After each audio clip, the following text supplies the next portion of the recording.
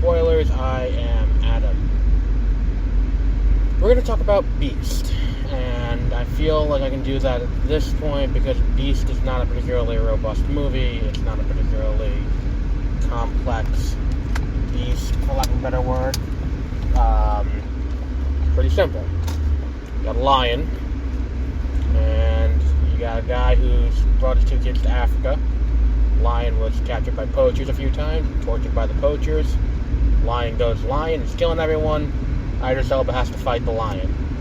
If that sounds appealing to you, you will enjoy this movie, because really, that's all there is to it. You're not looking for anything deeper than Idris Elba fights a lion. And look, it promises Idris Elba will fight the lion. Idris Elba does fight the lion. What more do you want? What else is there that you can possibly ask for in this? And look, you can go into, should this movie have an environmentalist theme? Should this movie have, all of that? Which, yes, in the same way that, like, when you look at, Godzilla in 1954 was It was an environmentalist movie about the dangers of nuclear proliferation and all of that, and what kind of monster can be unleashed by nuclear power. And I saw, there was an old Tumblr post from like a decade ago at this point, but it's like there's a reason why when we watch, American pop culture, nuclear power and nuclear weapons create heroes. Meanwhile, in Japan, it creates monsters, and it's because they're on opposite sides of the receiving end of a nuclear weapon. It's that kind of thing where it's like, what has Godzilla fallen into? It is now Godzilla versus Kong, where we have Godzilla, fighting King Kong, and it's like almost all of the nuclear weapons aspect of it has been almost completely removed from that.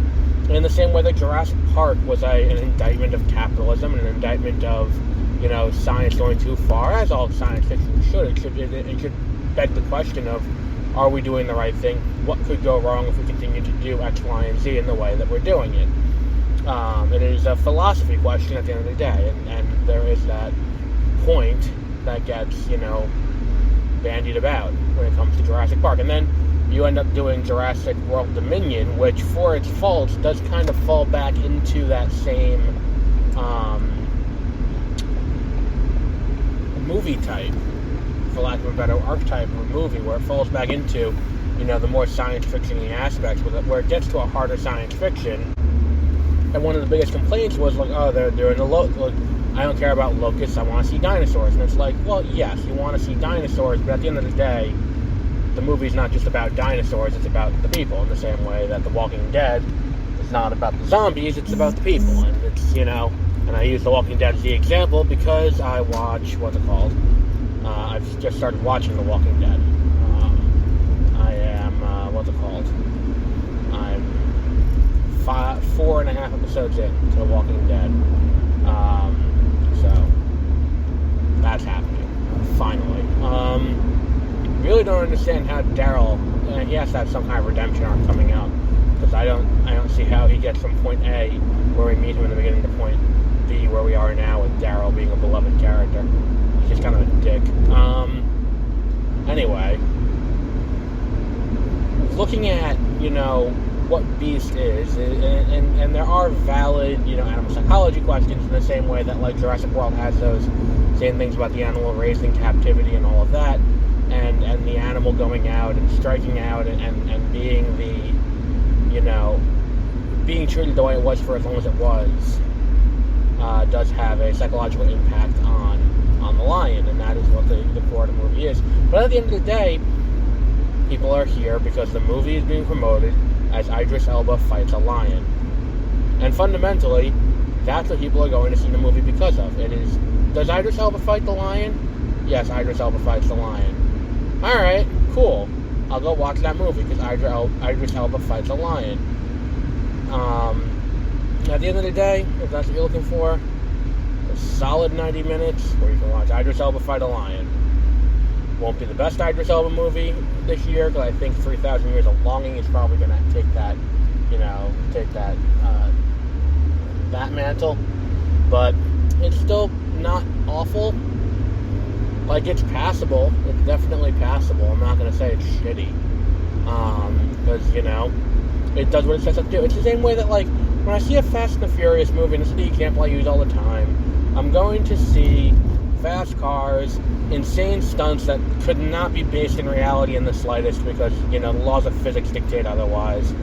Outlandish shit, and attractive women shaking their ass. And quite honestly, if the movie delivers on all those fronts, then I will consider that movie a success. I'm not looking for every movie to be a insightful look at the human condition. Sometimes you just want to go see fast cars go fast.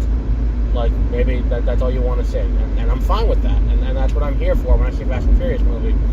Similarly, would it have been nice if it went a little deeper into the environmentalist themes? I don't know how much deeper you could have gone without it getting ham-fisty, and at which point you get to a point where you have to make a choice where it's like, are we going to commit to the message, or are we going to commit to, or are we going to commit to the message, or are we going to commit to, the broader idea of,